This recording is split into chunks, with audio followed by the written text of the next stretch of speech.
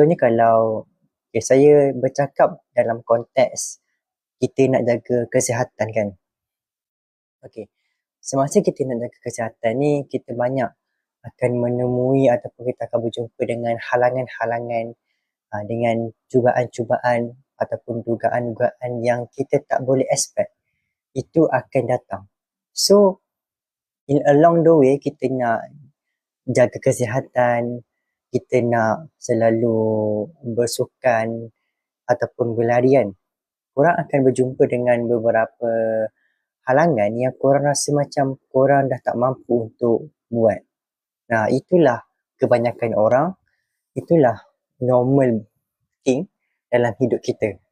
So, kalau kita ni, kalau nak jaga kesihatan kan, kalau kita berjumpa dengan sesuatu halangan, kita tak boleh terus give up. Kita tak boleh terus